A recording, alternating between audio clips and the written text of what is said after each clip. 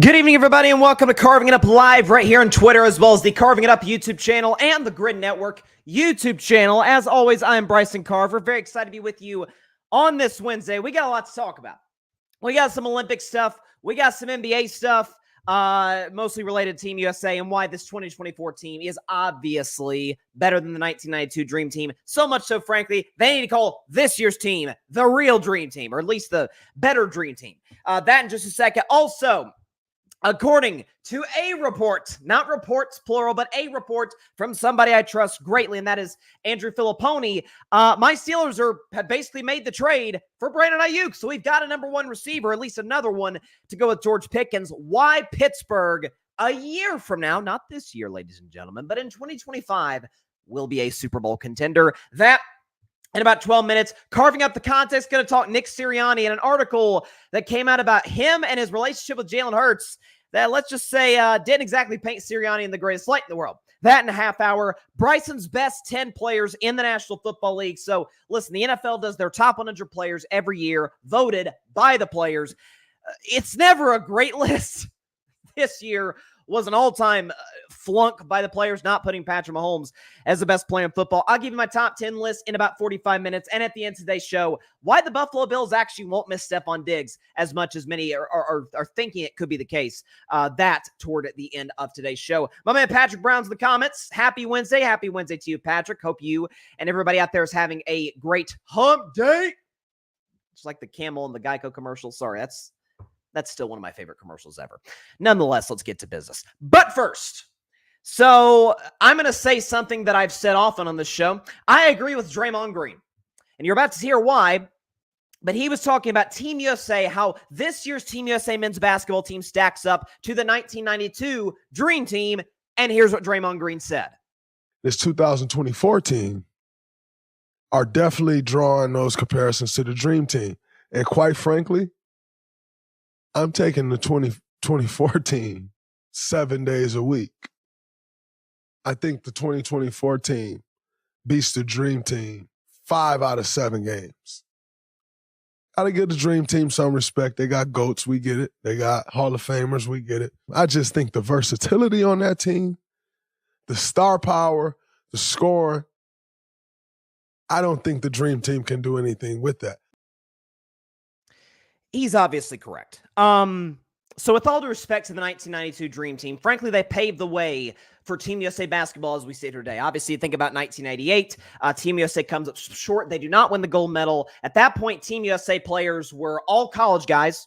Okay, they didn't let NBA players compete with Team USA up until 1992 when obviously we put a phenomenal squad together led by guys like Michael Jordan, Charles Barkley, Patrick Ewing, David Robinson, among other greats. By the way, Chris Mullin, Golden State Warriors great. Shout out to Mully.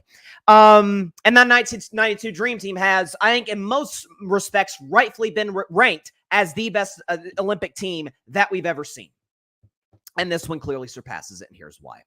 So let's go and show the numbers. So all stats provided by our friends at StatMuse, all graphics provided by my man Alfred Parsar Jr. Can we go and put up the statistical comparison in terms of what we've seen so far? So you see right there, the 92 Dream Team beats 2024 in terms of points scored by about 8 points. Points per game allowed, the 92 Dream Team gave up 20 less points than the 2024 team. Shot 2% better from the field, now 12% worse from three on far less attempts. So that's, I feel like that should be somewhat noteworthy. Nonetheless, Team USA in 2024, just by the basic numbers, by the basic counting stats, don't stack up to the 1992 Dream Team.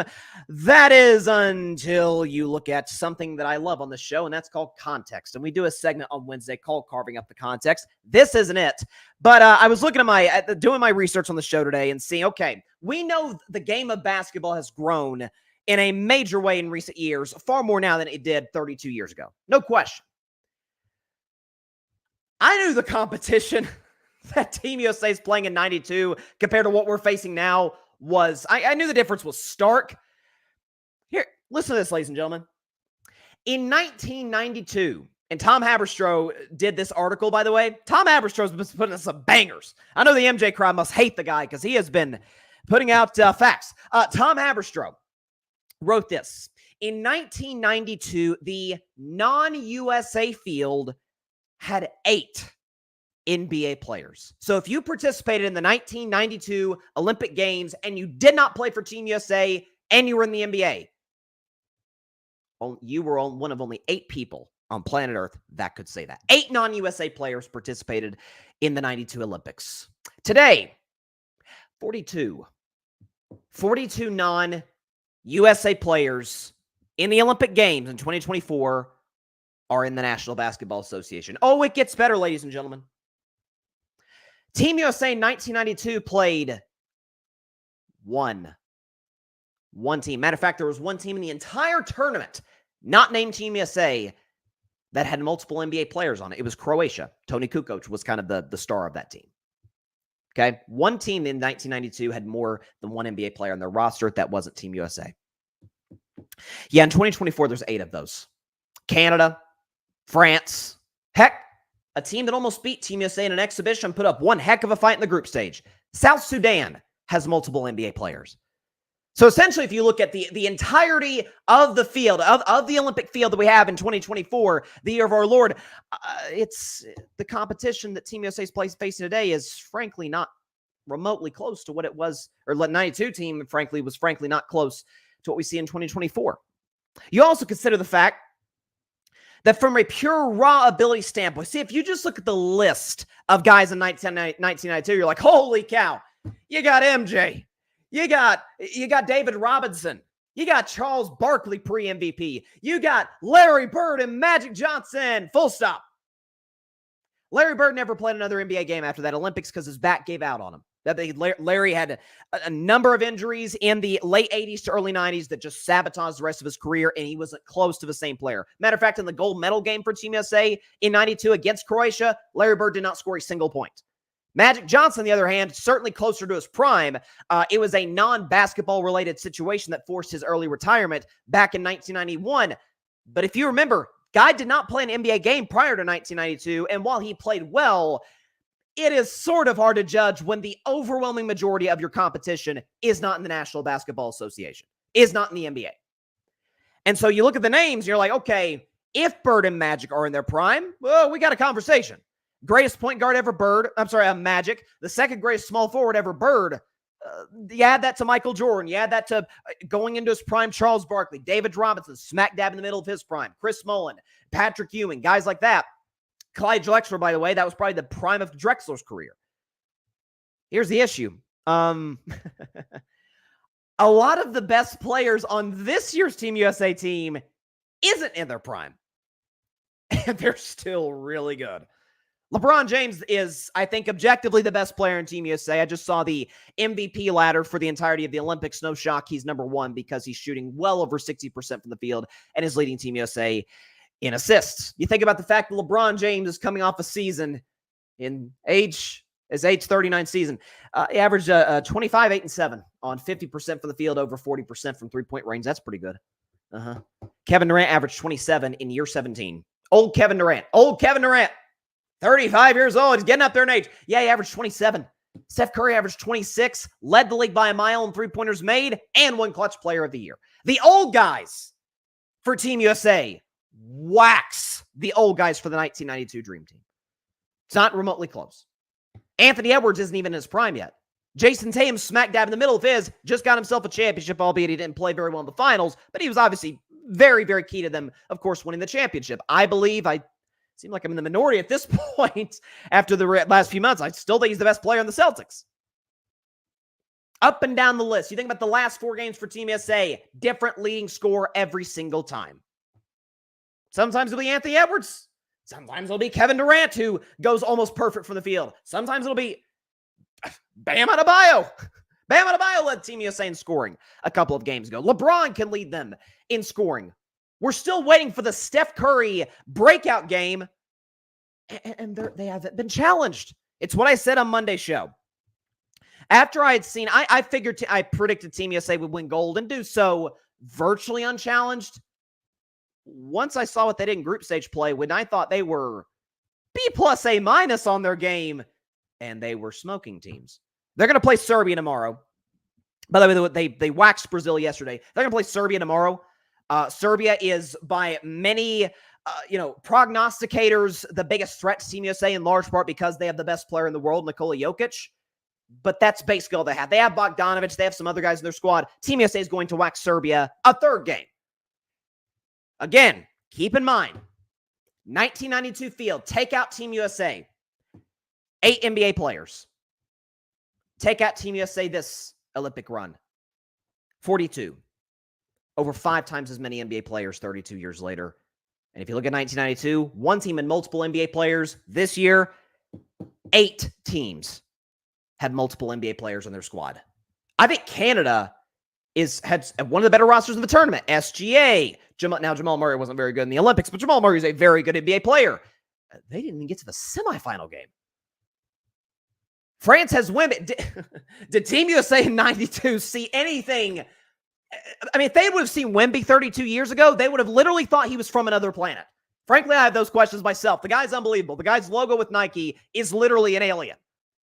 I mean, come on. That guy, again, from a statistical standpoint, Team USA in 92 clears Team USA now, but the competition is remotely close. And frankly, our roster now is absolutely our worst player is Tyrese Halliburton.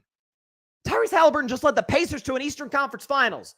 Team USA's worst player was either an old Larry Bird who never played an NBA game ever again after that Olympics, or Christian Laettner, who was an all-time bust in the NBA. I mean, you got to be kidding me. In terms of depth, in terms of the top half of the roster is absolutely better than Team USA in 92.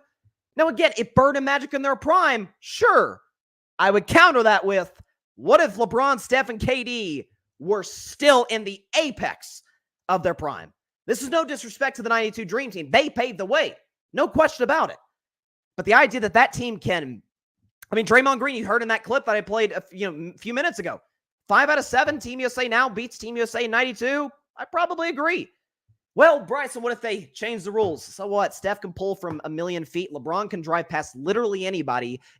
What? Who they going to put on 6'11" Kevin Durant, who releases the ball to like an 11.5, 12-foot apex? I mean, come on. Again, this is why I don't know if it's to protect Jordan and Jordan's legacy. Maybe some of it is that.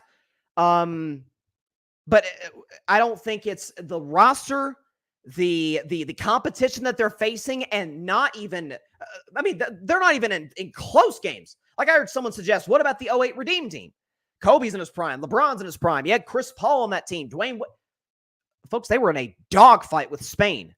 Like, I mean, down to the last few minutes of that game in the gold medal game back in 08. So that team would not beat the 2014. So, again, I think Team USA is going to roll Serbia, and they're going to maybe not roll France, but beat them pretty handily, because I think France is going to win their next game against Germany. Germany may win. Germany did push Team USA in the exhibition. But, again, the arguments, well, the exhibition games were close. Yeah, because they were feeling it out. They were feeling out the process. These teams have played together. LeBron and Steph have not played together outside of some, half-speed all-star games. So, no question this Team USA team in 2024 is absolutely better than the 1992 Dream Team. No question about it. And Patrick Brown makes an interesting point. Again, it's what I was talking about earlier. To think France defeated Canada with SGA, RJ Barrett, Jamal Murray. You didn't have to mention that last name, Patrick. He's not very good. It's the shocker so far. I wouldn't necessarily say shocker. I will say it was slightly shocking because Wemby was not good offensively in that game. France had 2 guys go for 20. Neither were Wemby. And by the way, Gobert got benched. 4-time Defensive Player of the Year. It's interesting. You didn't think he benched that guy, but it's almost as if he didn't deserve a single one of those. But yeah, I know we like to romanticize the past. I know nostalgia is a powerful feeling, and I get that. But I don't even want to say live in the moment, because that makes it sound like it's like, because I think the media can sometimes get caught up too much in living in the moment. Like whatever has happened now is the greatest thing ever or the worst thing ever. And that we can go on either extreme, but just objectively, top to bottom the roster and top to bottom the competition. It's, if you want to call 92 the Dream Team, fine.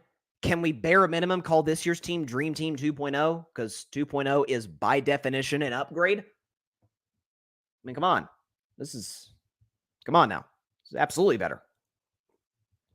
And again, I'm not acting like we would smoke the 92 Dream Team. No, of course not. That's prime Chuck. That's prime Jordan. That's prime David Robinson, one of my favorite legendary players who I never got to see of all time. Love the Admiral.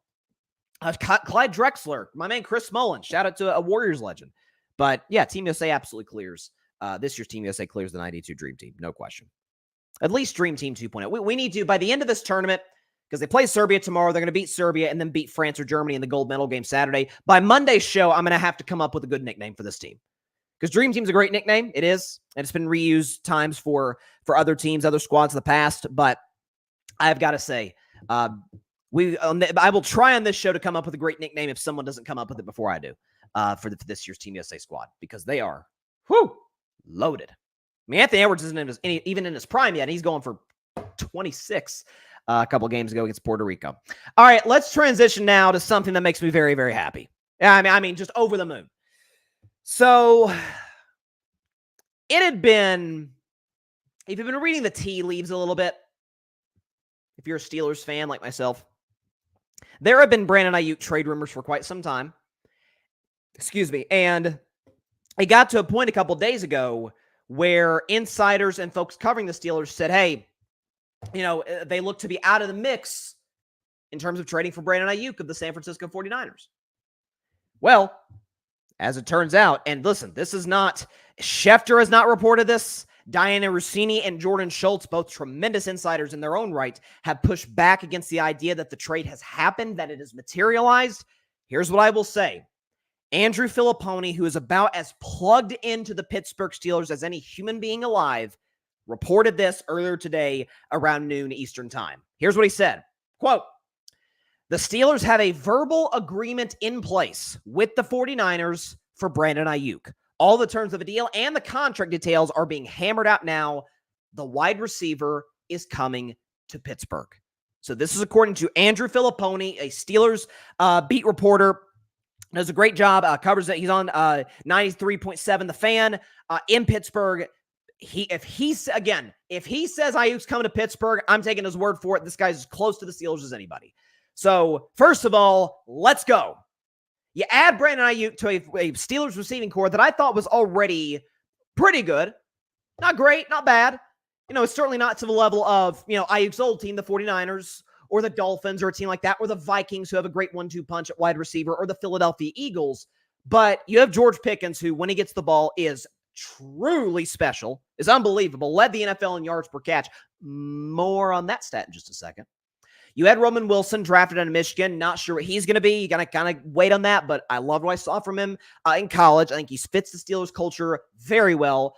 You have Jalen Warren, who could catch the ball out of the backfield. You have Pat Freiermuth, who's a very good tight end. Fringe top 10, dare I say.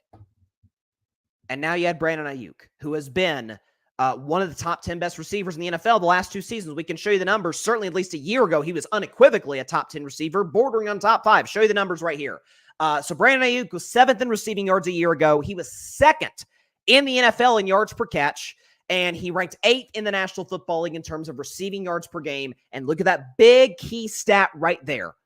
Since his rookie year, 2020, take that year out, the last 3 seasons, Brandon Aiyuk has not missed one single game the last 3 years due to injury. The only game he missed, I think he's only missed one game the last couple of years, and that was, or he might have missed one in 2021. I don't think he did, but last year he missed a game last year because of the 49ers were sitting a bunch of guys in the season finale.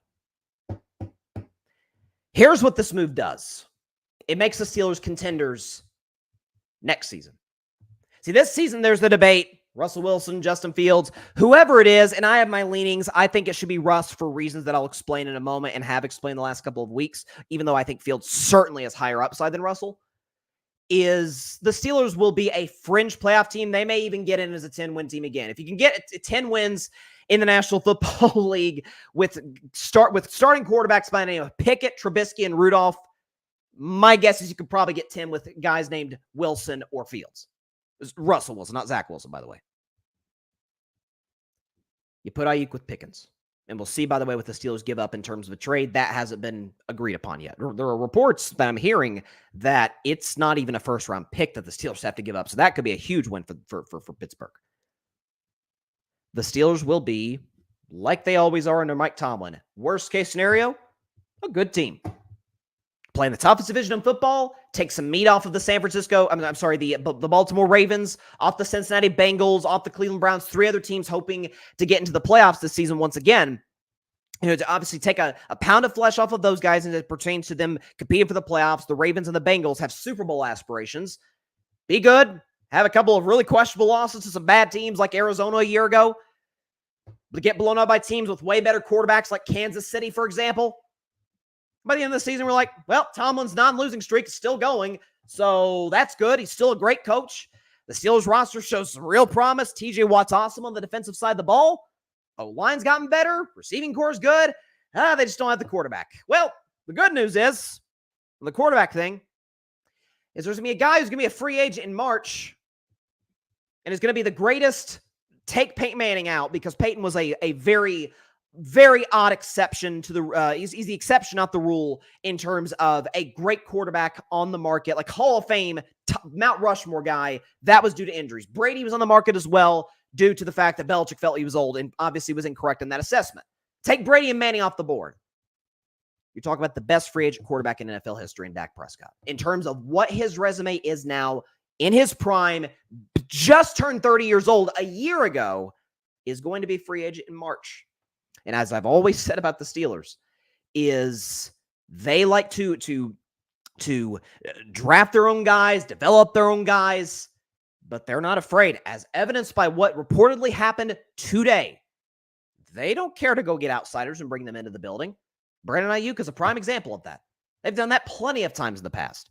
And so the idea that they won't, after years, really since 2019, years of quarterback futility. You had some Duck Hodges years in there. You had a couple Kenny Pickett seasons, a Mitch Trubisky sort of blip in the last 5 years. Big Ben was way past his prime in 2020 and in 2021 before he retired. That Dak Prescott is on the opening market, and you're like, yeah, we're good. The Steelers, Mike Tomlin, and Omar Khan, who's an aggressive general manager, will go after Dak, and here's what their pitch is going to be to Mr. Prescott.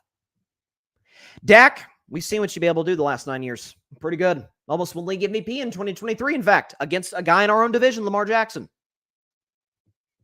And you've been in a culture in Dallas, Texas, that is about the business of football, that is about the celebrity of football. I mean, the Cowboys are like a reality show that just so happens to put out a football team every Sunday, Monday, or Thursday. That's what you're a part of. The Cowboys aren't football first. Here in Pittsburgh, it's football or nothing. It's all, I mean, we only got one other professional team in our city. That's the Pittsburgh Pirates, who are mid. Great pitcher in Paul Skeens, but mid. We are the draw in the city of Pittsburgh, PA. We got more Super Bowls than anybody. We got a top 5 coach in the National Football League. We're going to give you a great defense, Dak. We're going to give you better weapons than you got in Dallas. Nobody better than CeeDee Lamb, but a far better group of guys. We're going to give you a better OC in Arthur Smith than what you have right now in Mike McCarthy. McCarthy's good. Arthur Smith, as an offensive coordinator, want to be clear on that, has a better track record. We're going to give you a great culture, a stable culture. Yeah, the division's tough, but you played in the NFC. So that's been a tough division. You once got in the playoffs with 2 other teams in your division back in 2022. You're used to that. You're used to adversity. We love that in Pittsburgh. And we won here with Pickett, Rudolph, and Trubisky, and an old Big Ben. You're telling us that we can't win with you, Mr. Prescott? Mr. Dak Prescott, in your prime MVP candidate guy? And by the way, we're going to give you the biggest contract in NFL history as a little bonus. I'm telling you. Listen, I've already said Dak won't be a Cowboy next year. Or really, it's August now. So in 6 months, 7 months, Pittsburgh to me is clearly the best destination for Dak Prescott. And frankly, I was looking at this today, and it's almost like it was 2 things that seem to have almost been written in the stars in some way, if you will, if you subscribe to that belief mindset, is the fact that if you look at the wide receivers the last 3 seasons, and this is very fascinating, or not the last 3 seasons, the top 3 receivers a year ago in terms of yards per catch, top 3 guys in that statistical category, they are as follows from 1 to 3. George Pickens, Brandon Aiyuk, Amari Cooper. One guy used to play with Dak and was really good with Dak in Amari Cooper. And a couple guys, Aiyuk, Pickens, assuming Pickens is not a part of the Aiyuk trade, which doesn't seem to be reported right now, are a year from now, rather, going to be catching passes from Dak Prescott. Also, too, is the fact that Dak's cadence is, yeah, here we go. And what's the Pittsburgh Steelers motto? A little hashtag on the social media posts. You guessed it. Here we go. I don't know. It seems like it's kind of works together there, doesn't it? So this is a great trade for the Steelers. For the 49ers, I don't know. Let's see what they get in return. Their offense, I don't imagine, is better without Brandon Aiyuk. Now, they still have as loaded an offensive core as any team in football, with the possible exception probably of the Detroit Lions. I love Detroit's skill position group. But San Francisco still got McCaffrey, who's amazing. They got George Kittle, who's a top 2 tight end in the National Football League. They've got Deebo Samuel, who's the do-it-all offensive player in football. They've got, assuming they bring him back, or not bring him back, but sign him before the season starts, which they'd be idiots not to, Trent Williams. By the way, they have a phenomenal defense, a phenomenal coach, and a good quarterback who just made the Super Bowl a year ago. So, yeah, the San Francisco is going to be fine. I don't think this takes the Niners out of championship contention. The Steelers, though, need Aiyuk a lot more than the 49ers do. But I think this is a great move by Omar Khan. It's an aggressive move by Omar Khan. Aggressive moves wins in professional sports. It always has. Not resting on your laurels. That's why I got a little nervous about a year ago toward the end of the season, given what quotes that Tomlin and others within the Steelers organization have been giving about their approach to the game of football. I'm like, are they stuck in 2005 when they won their 5th Super Bowl, or even 2008, their most recent Super Bowl? Are they stuck in that time where it's defense and running game and quarterback's a nice complementary player? No, it would appear that the vibe has changed. You add Russell Wilson, Justin Fields, better than what you had a year ago. Those guys, I think, certainly Russell is, and I do not believe Justin Fields is a long-term franchise quarterback anywhere in the NFL, certainly not in Pittsburgh, is the long-term answer. There's a guy who's going to be a free agent who's very much the long-term answer. I'm telling you, I think it works. The Aiyuk trade will not make the Steelers contenders this year. No, not at all. Not even 100% sure we make the playoffs this season. Next year, if you add Dak Prescott to this mix, whole different ballgame. And unlike the Cowboys, by the way, the Steelers, A, pay their players, and B, pay them quickly, and C, they actually make aggressive moves. They go for it. They actually go all in when they have the necessary pieces to compete. It's an idea, and I think it'll appeal to Dak Prescott. So, yes, listen, Schefter hasn't reported it. Rappaport hasn't reported it. Diana Rossini, Jordan Schultz have basically come out and said the deal has not happened. That's fine. By the way, those are all fantastic insiders. But Andrew Filipponi, who works in Pittsburgh and is as tight with the Steelers as anybody, and if you read what Mike Tomlin's saying at press conferences, before Mike Tomlin had a soundbite this morning where they asked him about if there's any conversations with the 49ers. He said, well, I don't think they've gotten up out of bed yet in the West Coast. Basically saying, yeah, when they get up in the morning and show up to work at 8 o'clock or whatever, we'll be on the phones with them. Tell you, it's a great fit. Aiyuk with the Steelers. Come on. And by the way, Brandon Aiyuk kind of looks like Mike Tomlin a little bit. The resemblance is uncanny. So there you go. And by the way, I just saw this on Twitter a second ago. Lonzo Ball experienced, quote, no setbacks after starting full contact 5-on-5 scrimmages this month. So that's great news. Just saw that on my phone. Wanted to share that. Lonzo Ball seems like he's going to be good to go pretty soon for the Chicago Bulls, presumably, unless they were to move him. I don't anticipate that happening, but there you go. It's big time. We want to see him back on the court as soon as possible, because he's not really a kid anymore. He's been in the league, 7 years? So, but when Lonzo's healthy, he's a very good point guard. Very good point guard. I'm not going to act like he lived up to his draft status. He obviously didn't as the second pick in 2017. Certainly didn't live up to the lofty expectations that his dad, shout out LeVar Ball, put on him. But very effective guard in the NBA, and hopefully he can get back. He hasn't played in 3 years, but hopefully when he does get back, he can be some semblance of what he was in the past, because easy kid to root for, humble, works hard. Definitely, but listen, there's not a whole lot of reasons to watch the Chicago Bulls this year. They're kind of in a tank rebuild mode. My guess is Zach LaVine, if someone takes him, is gone by the trade deadline.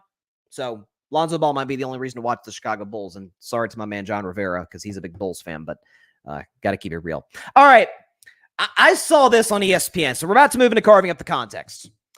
And there was an article by Jeremy Fowler at ESPN about the, and Tim McManus as well. Want to give him credit as well. Tim McManus and Jeremy Fowler.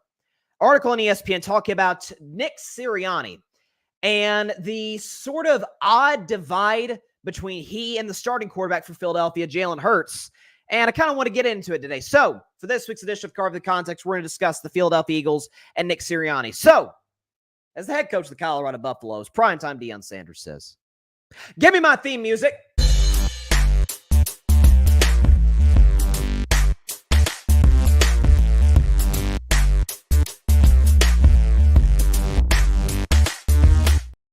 On this week's edition of Carving Up the Context, going to be talking Nick Sirianni, going to be talking about the Philadelphia Eagles, who are a very popular pick by many to potentially win the NFC next year, this coming football season. They did a couple of years ago, a season ago, mid-season, around Thanksgiving, number one seed in the NFC, best record in all of football, 10-1, before they went into an absolute free fall and go 1-6 down the stretch and get blown up by Tampa Bay in the wild card round in January. But Philadelphia had a good draft. You made some good moves. Cooper DeJean, who looks a little bit like the Clark Kent, clone, I guess you could say, for Team USA Gymnastics, men's gymnastics, which is kind of cool. But Cooper DeJean's a good pick. They made some nice moves in the draft and in free agency. They get Saquon Barkley, right, add a strength to a strength. Philadelphia already runs the football well. Now, they did lose Jason Kelce, which I think is going to, as great as Philly's offensive line is, going to be apparent. Kelce, even at the end of his career, was absolutely the best center in all of football. Creed Humphrey might take that spot now for the Chiefs, but Kelce was phenomenal and future first ballot Hall of Famer, no question. Article about Sirianni that I found fascinating, and I'll read you a couple of quotes on his relationship with his starting quarterback, Jalen Hurts. And we know a head coach and his quarterback, two most important components to a championship contending team, and doesn't seem like they get along very well. Quote, this is from Jeremy Fowler and Tim McManus, an article from ESPN from multiple sources in Philadelphia. Quote, Sirianni got more hands-on last season, muddled the staff's ability to convey one consistent message to the quarterback. The Hurts-Sirianni dynamic does not work as well when it's one-on-one. There was never a moment last year when they were operating in a healthy relationship, one source with direct knowledge of the situation said. End quote.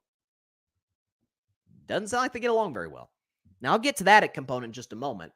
But the thing that I've said for years about Nick Sirianni, because back in 2020 when they made the hire, I hated it. I thought he had a disastrous opening press conference. It was a mess. He was stumbling over his words. He didn't really have a clear message to the organization, to the locker room, and I don't imagine it sold terribly well in Philadelphia. But 9-8 year one, after I remember going into that season, we didn't think Philadelphia was going to do much at all. They go 9-8, they make the playoffs. Okay, nice little building block. Let's see what you can do from here. Well, year two, boom, they go to the Super Bowl and are a field goal away from winning it.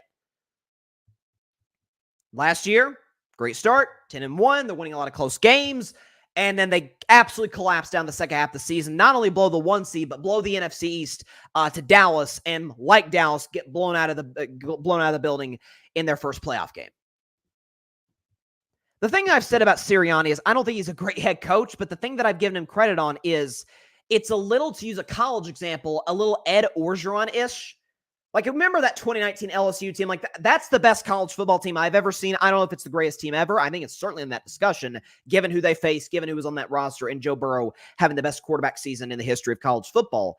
But when you look at that LSU roster all up and down, and Burrow and Jefferson and Jamar Chase and Patrick Queen was on the defense, they had some ballers, man.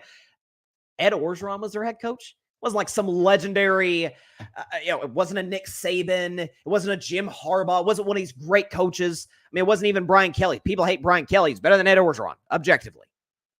Like, Ed Orgeron was the coach of that team. But you know what Ed Orgeron did very well?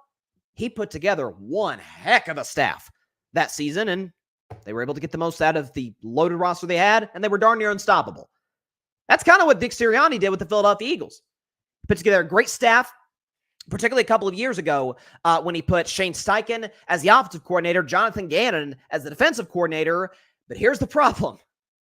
Great coaches can have great staffs and still be fine when those guys get head coaching jobs. I mean, Andy Reid's how many offensive coordinators Andy Reid had? 12, 15? I mean, it's like a revolving door in Philadelphia, Kansas City. It doesn't matter. Andy Reid's one of the greatest coaches ever. John Harbaugh's had a bunch of guys. John Harbaugh's from the Reid coaching tree. You know, we've had a lot of great coaches. Kyle Shanahan has had 3 defensive coordinators, or 2 defensive coordinators rather, and an additional offensive coordinator get head coaching jobs. That 49ers are still awesome because Shanahan's an amazing coach. Sean McVay, these are all great coaches. Sirianni's not. And so when you lose the strength of the staff, being Jonathan Gannon on the defense and Shane Steichen on the offense, now you run out of options. And again, as this quote I just read, Sirianni got more hands-on last season and muddled the staff's ability to convey one consistent message to the quarterback. So essentially what their article is saying is that Nick Sirianni coached more often than he did the year prior, and the Eagles season went into the toilet in December and January. And the numbers bear it out. We can show you the stats. Philadelphia, the first 11 games of the season, they were great. Averaging 28 points a game, 360 yards per game, 124 rush yards, 231 pass yards, 47.3% on third down, 16 turnovers, and a 10-1 record. So you have that component to it. And then in the second half of the season, they were an utter disaster. You look at the stats here. I don't have the stat on the screen, but I have the stat on my phone right here. Philadelphia second half of the season, they go from 28 points per game to 18 points per game. The yards per game drops about 40 yards. Turnovers, they have 16 turnovers in the first 11 and 12 in the last 7. So almost as many turnovers in four fewer games. And then they go from being 10-1 to 1-6. And they, again, flame out, obviously, in the postseason. That's coaching. It's the very reason that I said when Philadelphia lost to Tampa Bay that I would move off Sirianni, not just because of the inexcusable bad job that he did down the stretch of last season, but the fact that he didn't necessarily even build the equity to keep his job in Philadelphia, given the relationship with his quarterback. And it makes sense.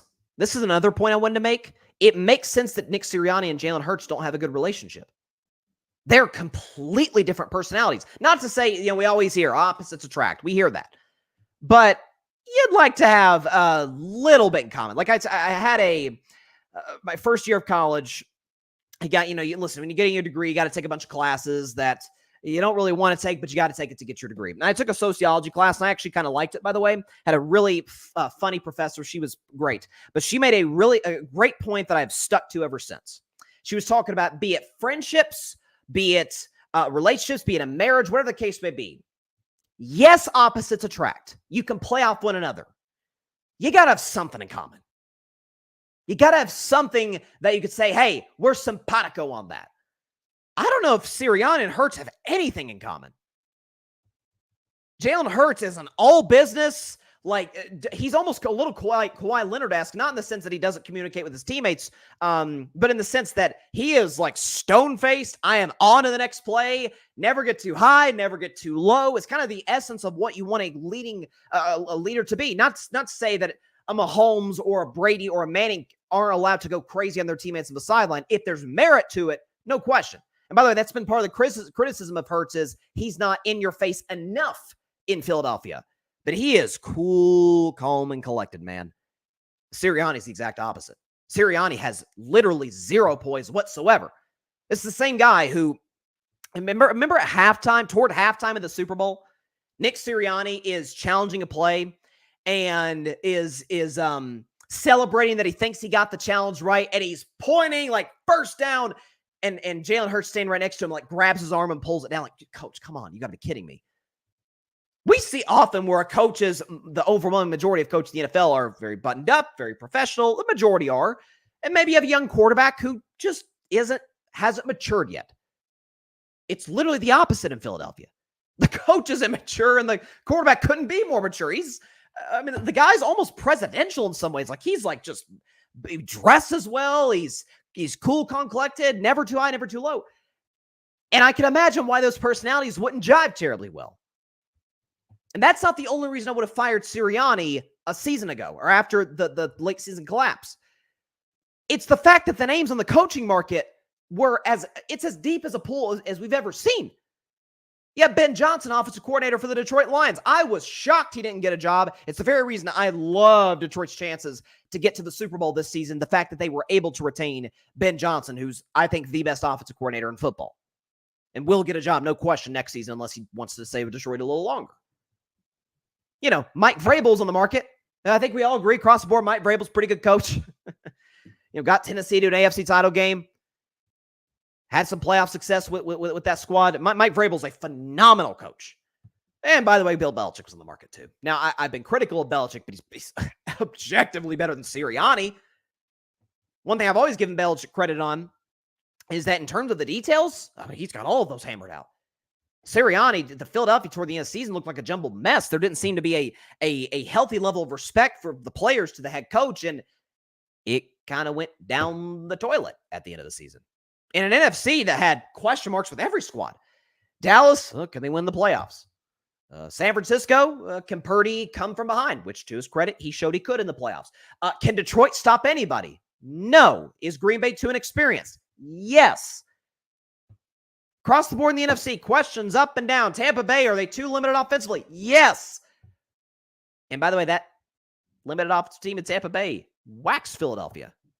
And it's the very reason, folks, this season, I'm not so sure as many questions as I have about Dallas. And I do not believe the Cowboys even resemble anything of a Super Bowl contender. I'm not so certain Dallas doesn't win that division.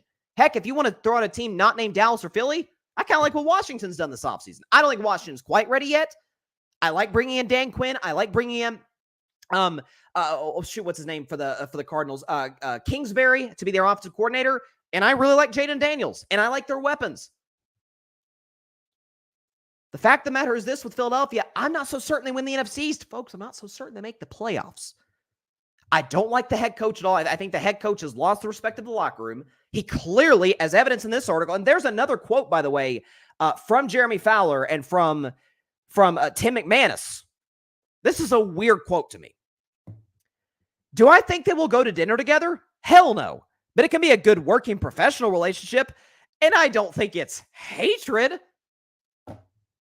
Okay, the fact that you even have to make that statement is the relationship is a bit icy between the head coach and the quarterback. Again, that's a relationship that has to be in order. Yeah, Brady and Belichick didn't like each other, Bryson. They may not have been the biggest fans of each other, but they had an immense amount of respect for the other and understood that they needed the other in a big way. Belichick obviously needed Brady more, as we found out, but Brady needed those Patriot defense to win Super Bowls. And Belichick certainly needed elite quarterback play out of Tom to win those Super Bowls and get to them. The relationship at least has to be one of respect. You don't have to love the guy, but of respect. They don't even have that in Philadelphia. Not to mention the fact that I'm not sure their coaching staff, certainly relative to what it was back in 2022, is very good. Kellen Moore's their offensive coordinator. Kellen Moore helped Dak Prescott have the worst or second worst season of his career a couple of seasons ago, and helped Justin Herbert have unequivocally the worst season of his career a season ago. He's one of, absolutely, in my mind, one of the least creative offensive minds in the professional football. And that's your offensive coordinator? I don't know. Seems as bad as it was a year ago. I'm not so sure it doesn't get worse this season. And so, listen, for this week's edition of Carving Up the Context, this is a damning article about Nick Sirianni. Like, you have got to, and again, it takes two to tango. It takes two to make a relationship work. But I'm not so sure Jalen Hurts is the type of guy to not make it work. I mean, the guy came from a coaching background. First of all, his dad was a coach. Jalen Hurts' dad coached him in high school. He goes from that to the GOAT, Nick Saban, to Lincoln Riley, who makes every quarterback work on the planet, to Nick Sirianni. I don't know. When you go from greatness like that, when you go from obviously your dad coaching you in high school to a guy who I feel like over half the roster, mostly guys in their 20s, just now grown men in their, in their adult journeys, are more mature than the head coaches in his 40s. I don't know. That doesn't seem to bode terribly well for the Philadelphia Eagles. Again, he got bailed out and was in many ways kind of covered by the fact that Philly's staff, and to his credit, was excellent. Had a great DC and an amazing OC. Well, both those guys are gone now, and the cracks are starting to show in the Eagles. I love Philadelphia's roster, but coaching matters in the National Football League. It's the very reason I don't really buy the Jets at all this season. Jets, roster is not as good as Philly's, but it's playoff good. But I think Saleh is a below average coach. I think Hackett's a terrible offensive coordinator. So for this week's edition of Carving the Context, Philly, don't be shocked if they get out the gates in a rough spot and that the season does not kind of dwindle. And I think there's a better chance than not that Nick Sirianni is fired midseason than is the head coach in 2025. That's kind of where we're at. Patrick, Nick Sirianni's fate will be sealed by Kellen Moore. He was chirping after beating Dallas by saying, "How about the Eagles? Really? Take away Dak's Bigfoot. We win that game in Philly." Yeah, Dak unfortunately steps out of bounds on that 2-point conversion. By the way, take away the penalties down the red zone too. Dak stepping out of bounds on the 2-point conversion and the penalties, which Dallas nearly stole that game out of the jaws of defeat. And then obviously they face in Arlington and the Cowboys mop Philadelphia.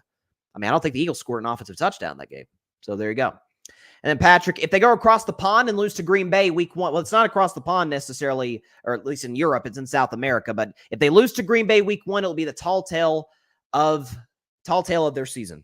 And what is, I don't have Philadelphia's schedule right in front of me. If I could pull it up here, because obviously that's a tough game against Green Bay in South America. I don't know what the majority of fans in Brazil is going to be. They start with Green Bay. Home game against Atlanta on Monday night. My guess is Philly probably wins that game. We know Kirk Cousins on Monday night is a scary movie. At the Saints, they probably win that. At Tampa Bay, now that's the team that smoked them. That's, by the way, the years that Philly hasn't gone to the Super Bowl, Jalen Hurts, it's been Tampa Bay who's knocked him out twice in the first round in Tampa. Now, Brady was there the first time, and that was Brady's last great season in the league. But Baker was pretty good last year, and to a degree, I kind of expect Baker to decline a little bit after losing his OC to the Carolina Panthers. I'm forgetting the guy's name. I think he's a really, really good OC. So I think Tampa will take a step back, but Baker's still certainly a serviceable starting quarterback. Then they got a home game against Cleveland in that defense. At the Giants, at Cincinnati, that's tough. Jacksonville, that's tough. Especially second half, Trevor Lawrence is a different animal. You go to Dallas, home game against an improved Washington team on a short week. Then you got at the Rams, who I really like this season. At Baltimore, which is brutal. Carolina at home, you'll win that. Home against the Steelers, they'll probably win that, and I say that as a Steelers fan. At Washington, home against Dallas, home against the Giants. So that last 5-game stretch, to me, there's only one game that I almost sort of, because the Cowboys and Eagles always split. Philly could end the season pretty well, but I'm not so sure if the damage that it's done in the first 2/3 of their schedule doesn't come back to sort of screw them over in the last bit where the vibes are bad. Sirianni might be out of the building by that point. I mean, I'm in the minority that thinks the Ravens could have a disappointing season. I think there's growing skepticism, by the way, I think mostly deserved, around Philadelphia. And I'm telling you, I'm not buying. I don't buy anybody in the NFC East as a Super Bowl contender. Obviously, the Giants are god awful. Washington's improving, but certainly not a contender right now in the NFC. Forget about it on Dallas. And as far as Philly, I don't trust the coaching staff. Philadelphia, to me, clearly has the best roster in that division. But coaching hurts them. And you got, listen, this old saying goes, you can lose games. You better not. Dan Campbell lost a lot of games that first year in Detroit. He never once lost the locker room. I'll tell you right now, we're talking about coaches keeping the locker room. I'll tell you what's going to happen a lot for the Detroit Lions this season. Kneecap. I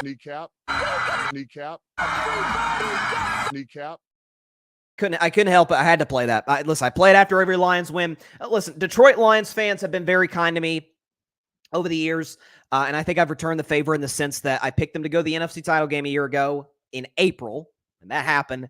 And I'm telling you, ladies and gentlemen, my predictions don't become official until around Labor Day, so we still got about a month. I'm kind of leaning Detroit to win the NFC right now. I'm not going to lie to y'all. I know they have injuries to their kicker, but is there any team in the NFL, as important as a kicker is there any team in the NFL that needs their kicker less than the Detroit Lions because of how often they go for it, sometimes their own detriment? Go for 2. I mean, the end of the game against Dallas, trying to go for 2 in the win. So, now, listen, kickers matter. Justin Tucker's the first ballot Hall of Famer. Harrison Butker for the Chiefs. I mean, there's some Jake Elliott for the Eagles. There's some great kickers in the NFL. Chris Boswell for my Steelers. They're so important. Not to minimize them. But I'm not going to lie to y'all. I'd say the kicker position is the least important in Detroit relative to every other team in the league because of how aggressive they are. But again, to my point, you can lose games. You can't lose the locker room. And I'm sorry, Philly, Sirianni lost that locker room. I think the final final blow to Philly's season was when they lost that game to Arizona in week 17 at home when the Cardinals had won like 3 games. I mean, Kyler had played pretty well, but Arizona's Arizona. They're not a very good football team. When they lost that home game to blow the division to the Cowboys, who weren't even playing that well themselves at that point, I think that was because then they get blown out by the Tyrod Taylor Giants in week 18, and then they get mollywopped by the Buccaneers in a game where, I mean, half the time it didn't look like the defensive backs were even trying. I mean, Bradbury had a brutal game. Bradbury had a brutal season, I mean, if we're being honest. Patrick, he says, your thoughts on Laurie's deal with Utah. I'll give thoughts on that on Friday because I'm in a pretty good mood today. I tend to be in good moods. I try to be in a good mood every day, certainly on Fridays. But, yeah, I think the Warriors have another move to make. Clearly, if they want to come anywhere near contending for a title out of the Western Conference. I'll reveal that on Friday. It's probably going to shock you guys. It's not Giannis, by the way. Just want to put that out there. It will probably shock y'all. My thoughts on that, Patrick? Stay tuned for Friday. That's all I'll say. Because that will be one of the leading stories on Carving It Up Live. Transitioning now as I get the graphics ready because the NFL players obviously did their top 100 list. And there's always some I always thought that the players just based it off of that season and that season only. I assumed that. But if that was the case, why is Aaron Rodgers on the list? Now, I think Aaron Rodgers is still probably one of the 100 best players in the league. He's certainly in the top 15 quarterbacks, so he's not top 10. I have, again, we could show you the numbers right here. No, that's the wrong stat. My bad. The stat right here. Aaron's last healthy season, 19th in yards per game, 15th in touchdown to interception ratio, 20th in completion, 23rd in yards per pass, and 16th in pass rating. And he has yet to throw for 300 yards since week 14 of the 2021 season. All of that's fine and good. And I think that's about the player that he's going to be for the Jets. Maybe slightly better. Maybe. I mean, he's got a horrendously bad offensive coordinator, so that could really do the Jets in. I think, frankly, it will. But all of that said, there's a lot of inconsistencies on how they do the top 100 player list. And so, listen, if there's one thing I try to be on Carving Up Live, it is consistent. So we can go and get the background music going. This is my top 10 players in the National Football League. Here we go.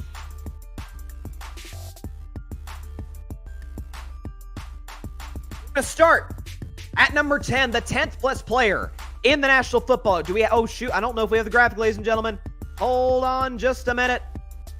I don't think. Okay, let's get the graphic up here, ladies and gentlemen. Let's restart that. Let's turn on the background music. Let's restart that. Apologies. Here we go. 3, 2, 1. Bryson's best 10. Here we go. The 10th best player in the National Football League of the Kansas City Chiefs, back-to-back Super Bowl champions. It is Travis Kelce, Taylor's boyfriend. Travis Kelce is the 10th best player in the National Football League, and here's why. So Travis had a down season by his standards, and he is getting up there in age. He just completed his 11th season in the National Football League, 984 yards receiving, 5 touchdown passes. The first time in years that he has not gone for over 1,000 yards. He had a freakish streak of like 5 or 6 years in a row with over 1,000 yards receiving. He's as good as any tight end that has ever played the game in history. By the end of his career, statistically, he might be the best pass catcher in playoff history. There's a chance he passes Jerry Rice in some key categories, and is limited and is, in terms of him getting up there in age, I think he was dealing with a lower body injury toward the end of the regular season. In the playoffs, he was phenomenal. Had a good game against the Dolphins, was amazing against the Bills, caught a couple touchdowns, caught a touchdown against the Ravens in the AFC title game, and in the Super Bowl had probably the biggest catch of the game to set Kansas City up for the game-tying field goal to send that puppy to overtime. He's as great of a tight end as we've ever seen. It's either he or Gronk. I think it's absolutely between those two with respect to the Kellen Winslows and the Antonio Gates and the Jason Wittens of the world, the Shannon Sharps of the world. It's Gronk or it's Kelce. No question about it. Still the best tight end in the league. Travis Kelce. I don't have a Taylor Swift reference for y'all today. The 10th best player in the National Football League. At number 9, the quarterback of the Baltimore Ravens, it is Lamar Jackson. Lamar Jackson, the 9th best player in the National Football League, and here is why. So Lamar last season, almost 4,500 yards total, 29 touchdowns, 7 picks, completed 67% of his passes, and had a passer rating of 102. So as you can see by those numbers, he's a much better passer than he gets credit for. We know what he can do with his legs. I expect Lamar to be a much better runner this season than he was a year ago, because of the fact that, according to him, he was about 215 pounds a season ago when he won his second league MVP. This year, he's down to 205, and his thing was, I want to be faster. I want to be able to have that old breakaway speed that I did when I came into the National Football League. And Lamar's still in his 20s, still a very young player going into his 7th year in the league. He's a 2-time league MVP. The only knock on him, and it's a fair one, is the playoffs. He's not very good. He's not. He had a good game against Tennessee in 2020. Had a great game against the Texans in the divisional round this year. Frankly, in the Baltimore's playoff losses, he's been nothing short of abysmal. The AFC title game loss to Kansas City wasn't very good. We can go back to losses to Tennessee, to the Chargers, to the Bills back in 2020. He's had some bad playoff outings, but simply put, there's not many humans who've ever played the quarterback position. Michael Vick's the only exception that can do on the field what this guy can do in terms of arm strength, accuracy. His mobility is, calling Lamar Jackson mobile is calling the sky blue. It's pretty obvious. The guy's as good as they come. He's one of very few players to be a 2-time league MVP in history. Lamar Jackson is the 9th best player in the National Football League. At number 8, the best player at his position at left tackle of the San Francisco 49ers, it is Trent Williams. Trent Williams is the 8th best player in the National Football League, and here is why. So I read this stat today on Pro Football Focus that Trent Williams, this is ridiculous, in the last 3 seasons has given up 49 pressures total and 2 sacks. Including a season ago, Trent Williams, ladies and gentlemen, boys and girls, did not give up a single sack in year 14. So he's an older player. Folks, Trent Williams, 36 years old. He's an older player in this league and is still absolutely the best tackle in the league. Penei Sewell, Lane Johnson, still elite players. What this guy does on a season-by-season basis is, again, I've called him the Shaq of the NFL. He is unstoppable. You cannot give me TJ Watt, Myles Garrett, Micah Parsons, Max Crosby, any pass rush from a league. They can't get pressure when they're facing this dude. He's as great as they come. No doubt future first ballot Hall of Famer. One of the greatest left tackles of all time. The longevity, you know that matters to me. And the durability is unbelievable. He's better in the second half of his career than he was in the first half. It's very Jason Kelce-esque, and to a degree, Tom Brady-esque. Trent Williams is the 8th best player in the National Football League. At number 7, yes, I may be a Steelers fan, but I still believe in him. If healthy. If he's not healthy this year, he's going to go back a ways on my list. It is the quarterback of the Cincinnati Bengals, Joe Burrow. Joe Burrow, the 7th best player in the National Football League, and here's why. So, listen, we're going to take last season out because he got hurt midway through the year.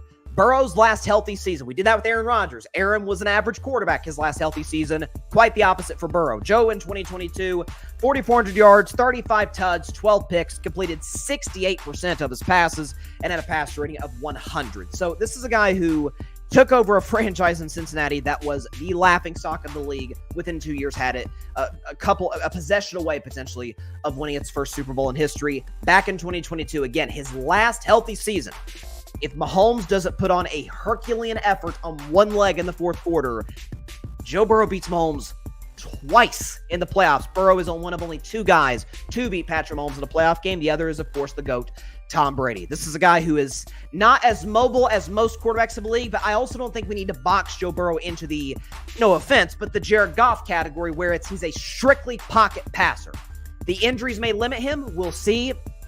Hopefully, knock on wood for him, that's not the case for him in 2024. But this is a guy who's got a good arm, not a great one, but is deadly accurate and moves as well as anybody in the league in the pocket. Joe Burrow, 2nd best QB in the league in my mind, and is the 7th best player in the National Football League. At number 6, we're going to stay in the AFC North. It is the defensive end for the Cleveland Browns. It is Myles Garrett. Myles Garrett, the 6th best player in the National Football League, and here is why. So I've compared him, and as you'll see, I don't think he's the best defensive end or defensive lineman in the NFL, but he's still awesome. Okay, because this is a guy, I've compared him, he's the modern-day Reggie White in some ways, where he will literally make great offensive linemen look like children on the field just off pure strength, speed, and raw athleticism. Myles Garrett, a season ago, 14 sacks, 17 tackles for loss, 30 quarterback hits, and he had 42 tackles on the season, in a season when she won Defensive Player of the Year, wrongly, by the way. More on that in just a moment. But this is a guy who is, not to take any credit away from the player that he is, because he is an absolute freak. He looks like a football player. He plays like an absolute dog on the field. Listen, did the Cleveland Browns call themselves the Dog Pound, kind of like the Georgia Bulldogs? Cleveland can't do anything original. Anyways, enough shots at Cleveland for today. This is a guy who is, again, speed off the edge, pure raw strength, raw ability. You got a little bit Aaron Donald-esque in the sense that you have to almost triple team him in order for him not to make an impact. This guy is, just watch him for 2 minutes, heck, for 30 seconds, and you're like, yeah, that guy doesn't look like everybody else in the field. He is truly special, and is in the prime of his career right now. Myles Garrett is the 6th best player in the National Football League. At number 5, a guy who apparently the players think is the best player in football. He's still awesome, just not the best. At number 5, wide receiver for the Miami Dolphins, it is Tyreek Hill, the Cheetah. Tyreek Hill is the 5th best player in the National Football League, and here is why. A season ago, he was nothing short of phenomenal. Almost 1,800 yards and 13 touchdown catches. Led the league in receiving. There was a point in time where it felt like he was going to get to 2,000 yards receiving, potentially threaten Calvin Johnson's single season record. But Tyreek Hill, we know the best deep threat in the league. That goes without saying. We saw what he did with Mahomes. And even with Tua Tagovailoa, who's a good player, but not Mahomes, as great as a deep threat as there is in the league. Great route runner. He's improved his route running in a major way over the course of his career. Like, folks forget, Tyreek was a punt returner. Was a hyper-athletic, speedy punt returner when he came to the league in 2016 in the 5th round. This is a guy who's improved his route running ability. He's very good after the catch, just in terms of being able to break away from tackles. I've seen plays where he'll catch a pass, an underthrown Tua ball over the middle. He'll have a safety and a nickel corner boxing him in, and he'll take it to the house like nobody's business. The Cheetah speaks for himself. The stats are unbelievable. He's no question to be a Hall of Famer because of the Super Bowl ring in Kansas City and the sustained success without Patrick Mahomes. Tyreek's phenomenal. No question. The 5th best player in the National Football League. At number 4, my man of the Pittsburgh Steelers, outside linebacker, T.J. Watt, the best defensive player in football, no doubt about it. T.J. Watt is the 4th best player in the National Football League, and here is why. So I talked about this briefly on Monday because someone in the comments brought this up, and I'm glad I had it on hand. Is as great as Myles Garrett is, and you heard me wax poetic about his incredible ability on the football field, T.J. Watt objectively is better. Look at a season ago. T.J. Watt, who did not win Defensive Player of the Year award over Myles Garrett, okay? T.J. Watt a season ago beat Myles Garrett out in the following: tackles for losses, sacks, fumble recoveries, interceptions, passes defended, quarterback hits, and touchdowns. That sounds like he's better.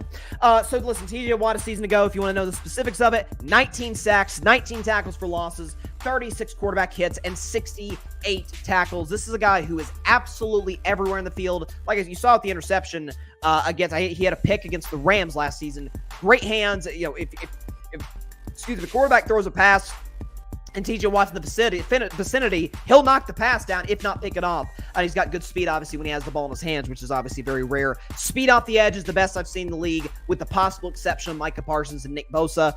The guy is strong. The guy is, again, he's a Watt brother. He can get pressure on the inside, get pressure on the outside. He's as great as they come. He's been the rock of the Pittsburgh Steelers defense, and frankly has literally won them games in the past. There was a game this year where the Pittsburgh Steelers offense scored 1 touchdown. The Steelers defense scored 2 touchdowns. One of them was by T.J. Watt, ended up being the game winner. This is one of those players on the defensive side of the ball in an offense-centric league can still literally help you win games and be the leader of you winning games in a quarterback-limited team like my Steelers. T.J. Watt, absolute beast, absolute dog.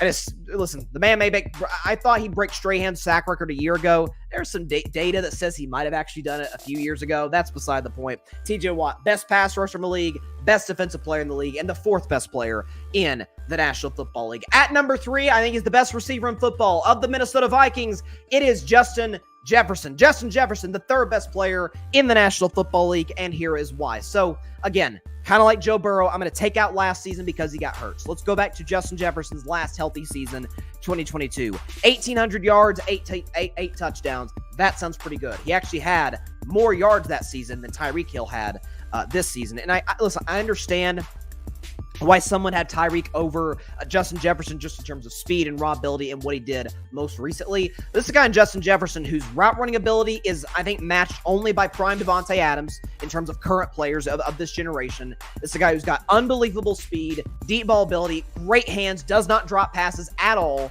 And listen, the Vikings are going to need him. I think they're extremely limited at quarterback. I'm not big on J.J. McCarthy. Sam Darnold is what he is. He's a backup quarterback in the league, a low-end starter, high-end backup, if that. So just listen, Justin Jefferson is going to have to be phenomenal. He's got another good receiver on the other side of the field in Jordan Addison when he's not acting the fool off the field. This is a guy who has got his money, highest paid non-quarterback in NFL history. Listen, deserved the money, earned what he got. Literally does everything well. It's an A+ at everything at the wide receiver position. Speed, getting off the line of scrimmage quickly, good hands, and is obviously a great touchdown, red zone threat as well. Justin Jefferson is the third best player in the National Football League. At number 2, easily the best running back in the league, easily the best, in my mind, non-quarterback in the league. Of the San Francisco 49ers, it is Christian McCaffrey. Christian McCaffrey, the second best player in the National Football League, and here is why. So this is the reigning Offensive Player of the Year. A season ago, he was nothing short of phenomenal. Over 2,000 yards of total scrimmage yards, 21 touchdowns for one CMC. Christian McCaffrey did that, by the way, in 16 games. So this is somebody who's got incredible speed, great hands. We saw what he did back in college at Stanford. We saw flashes of it, certainly back in 2019 in Carolina. If I'm not mistaken, I think he might have won OPOY that season. I remember a couple years ago when he was traded to the 49ers, and people were like, oh, San Francisco gave up too much. I'm like, are you kidding me? What this guy can do, he can run between the tackles. He can run off tackle. The speed's off the charts. He can get yards. He can get some serious, yards off contact, after contact. Again, this is a dude who is, again, you can do everything you want with him on offense. He is the heart and soul of San Francisco on the opposite side of the ball. No disrespect to Purdy, Debo, Trent Williams, or Kittle. All of them important key cogs and pieces. They do not get where they get with that Christian McCaffrey. He's taken that offense to a whole new level and is still in the prime of his career. Easily the best running back in football. Christian McCaffrey, the second best player in the National Football League. And that leaves, contrary to what the players told you, the obvious number 1, clearly not remotely close with respect to the other 9 guys I mentioned. Quarterback of the Kansas City Chiefs, Patrick Mahomes. I mean, what are we doing here? I mean, his down season a year ago, 4,100 yards, 27 touchdowns, 14 picks, 67% completion, 92 rating. Down season. Now, I remember I did this with Mahomes a couple years ago when he threw like 37 touchdowns, and people are like, is Josh Allen better? I'm like, what the heck are you talking about? No, he's not better. This guy's awesome. He's an all-time great regular season quarterback with 2 league MVPs. Chiefs win 11, 12 games every year he's there. Not only that, he's the best playoff quarterback statistically outside of Brady ever. He's the greatest comeback quarterback in the history of the game. Playoffs or regular season ever. Down 7, down 10. I said 2 years ago, I'll say it today, and I certainly hold to it, that Patrick Mahomes is absolutely the greatest quarterback ever if you're down 10. You're down 10 with respect to Tom, and he'd be my second choice. I'm going with number 15, the Kansas City Chiefs. Arm talent, accuracy, mobility, leadership, clutch gene. He's got literally everything you can possibly want in a quarterback. And he's got a Chiefs team that is potentially on the verge of a three-peat, which has never been done in the Super Bowl era, with extra motivation that evidently the players think he is not only not the best player in the league, but not even the best quarterback in the league, which is a case that you literally cannot make reasonably. I think it's pretty obvious. Evidently, the players disagree. Patrick Mahomes, the best player in the National Football League. There you go. So Bryce's best 10, top 10 players of the league, National Football League, and go back over the list right now. From 10 to 1 at number 10, I got Travis Kelce. Number 9, Lamar Jackson. Then I got Trent Williams, Joe Burrow, Myles Garrett, Tyreek Hill, TJ Watt, Justin Jefferson, Christian McCaffrey, and finally the man, the myth, the legend himself, Patrick Mahomes. Again, it's no disrespect to these other guys, but when the players come out and like, yeah, he's the 4th best player. Like, Mahomes was ranked number 1 on the same list a year ago. And when I was doing my research, seeing what the players thought, seeing where they rank certain guys, and anytime they show you the name of the player, they'll show an up arrow or a down arrow in terms of how many spots that person has gone up. So like Dak Prescott was ranked, I think, the 15th or 16th best player in the league. He went up like 40 spots. He was like in the mid 40s a year ago. It was so bizarre to see Mahomes' name in the list. It says Patrick Mahomes down 3. I cannot. And listen, I understand the voting was done at the end of the regular season. I get that, and that explains it sort of, kind of. But I don't know of any human being. This is not revisionist history, but prior to the playoffs, when Mahomes went on I thought his most impressive run, given how limited the Chiefs' offense was. I don't know what case with respect to Lamar. Burrow was injured at that point. With respect to Allen, who was a roller coaster all of last season, about to talk about Josh Allen in just a second, I don't know how you can possibly make the case that Mahomes wasn't still the best. Did he have the best season? No, but Tom Brady didn't have the best season every year in New England. He was absolutely the best quarterback in the league, either him or Peyton, for the majority of the prime years of his career in New England. I'll tell you what, they done pissed off a legend, and that historically doesn't work in any sport. You give a Michael Jordan, a LeBron James, a Kobe Bryant. I'm no just sticking to basketball, but give any guy like that extra motivation. His peers don't think he's as good as other guys who clearly aren't as good as him. I don't know. So, not what I'd advise. Let's transition to our last segment of the day. So Josh Allen had a quote earlier today after, he was either before or after Bills practice in Buffalo. He was asked about Stefon Diggs. And I won't say a word. I'll just let Josh Allen speak for himself. Steph's a great player, and what he brought to this team was special. Okay, I think our sound might be broken there. Okay, for some reason, unless my thing in my ear's not working, the sound for that video didn't sound good. Okay, so I'll just say it myself.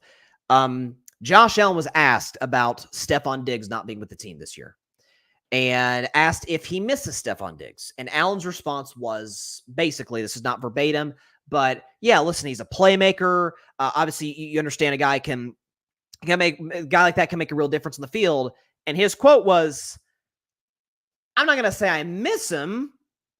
And then went on to, in fairness to Josh, put this in context. Don't want to take anything out of context and paint the guy unfairly, but went on to say, I like the guys we have this year. And obviously the Bills have Keon Coleman. I think they added Marquez Valdez-Scantling from the Chiefs. The Bills receiving core isn't great. Keon Coleman really needs to pop in order for it to be good. But with that said, I don't think, I'm still kind of leaning to pick Buffalo in the AFC East, even though I don't really buy them as a Super Bowl contender this year. I didn't really buy them as a contender a year ago, and I think they got worse in the offseason. But Allen's still clearly a top 5 quarterback in the league. I don't think they're going to miss Stefon Diggs as much as is being advertised. I think there's a chance that, I don't think Stefon Diggs is the best receiver on the Texans today. I think Nico Collins is the best receiver on Houston.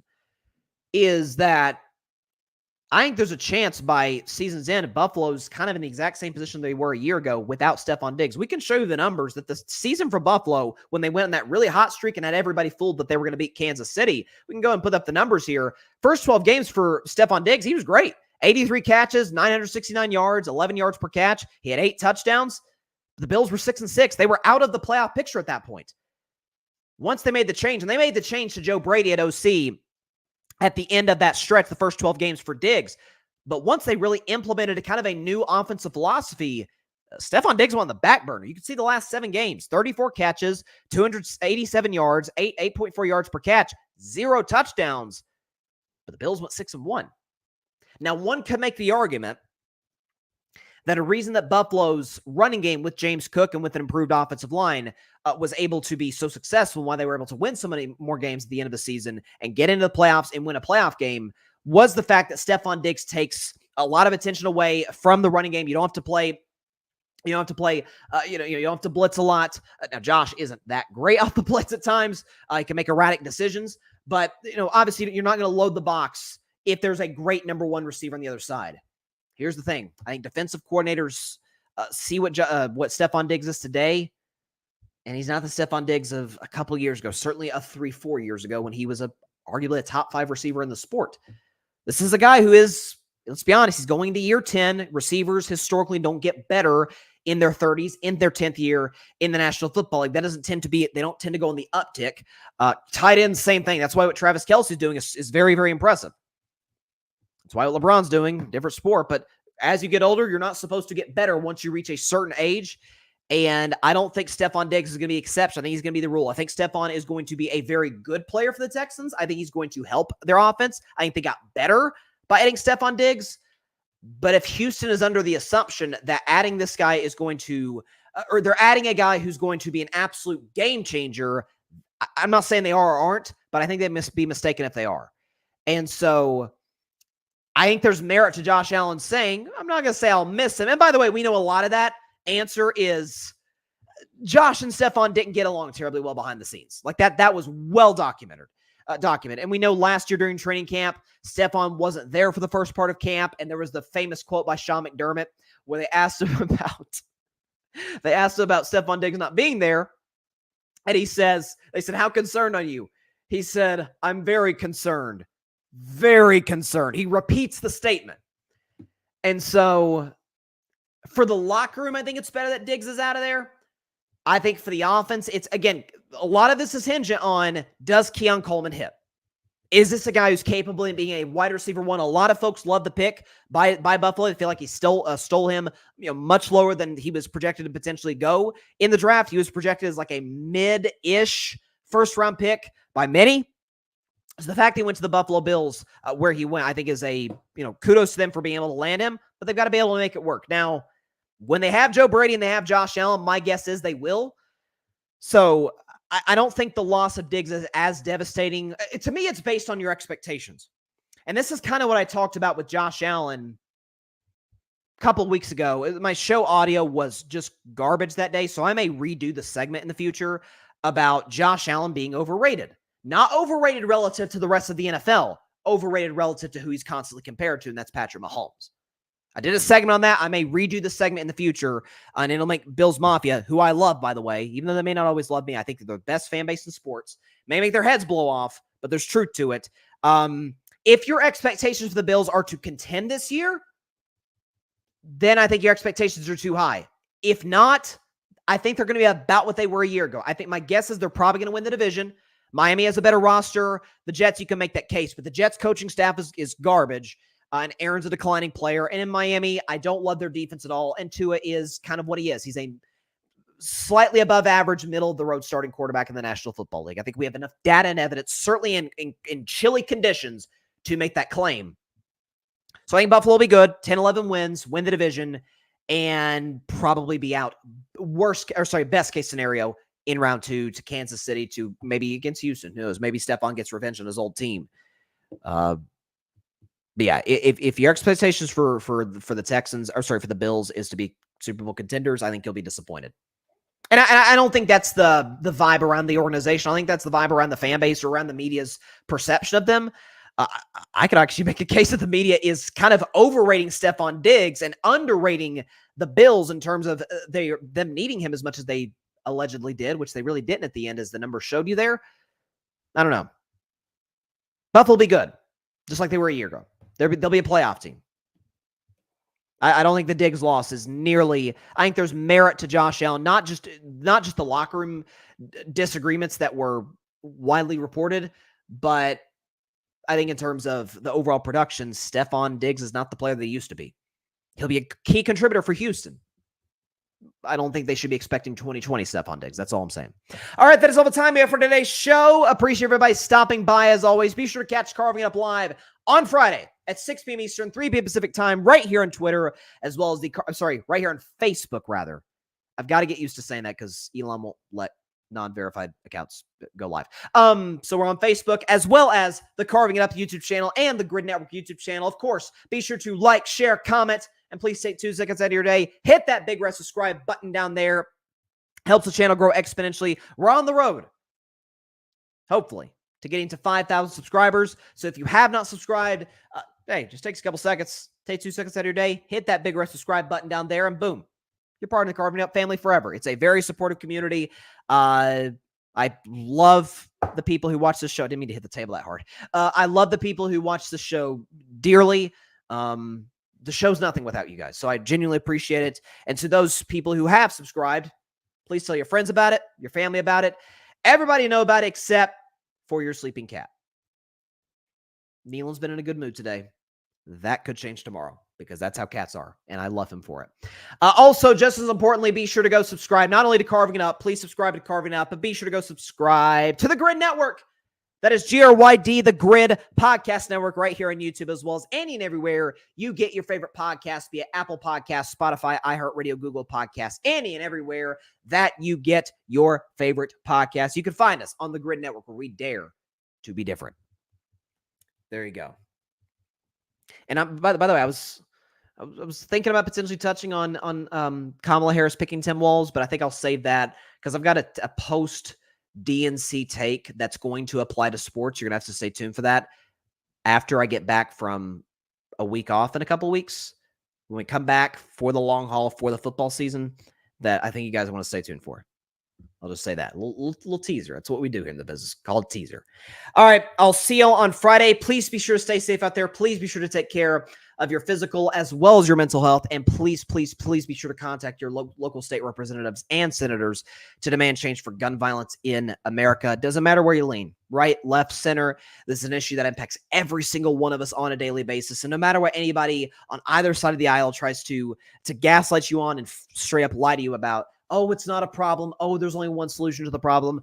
Both are BS. Both are not true. It's a huge problem that needs a number of key detailed, nuanced solutions to it, especially this being an election year. Let's make sure we do what we can and vote the people in who are intent on trying to make this a safer country, certainly from the issue of gun violence. It's an issue that impacts all of us and is something I'm extremely passionate about. All right, Friday, Patrick referenced it in the comments. I'm going to talk about the Warriors not getting Lauri Markkanen. He signed a long-term deal with the Utah Jazz today. That broke my heart, but I've got a plan for the Warriors. You know, when things don't work out, you got to pivot. You got to move. You got to turn to something different. And I've got an idea that you're going to want to stay tuned for on Friday. Also, reaction to Team USA Dream Team 2.0. Try and come up with a better nickname later when they wax Serbia tomorrow night and advance to the gold medal game. I'll see y'all on Friday. See you for all the biggest takes, all the biggest reactions to Team USA, as well as what the Golden State Warriors should do next after not getting Lauri Markkanen. I'll see you then. Stay safe out there. God bless y'all. Peace out. And feel free to hit me up with ideas for nicknames for the Dream Team for 2024. I'm here for it. Thanks so much for watching the show on YouTube, and be sure to go click that big red subscribe button and check out the other clips and full shows from Carving It Up Live, as well as our other incredible content creators here on the Grid Network.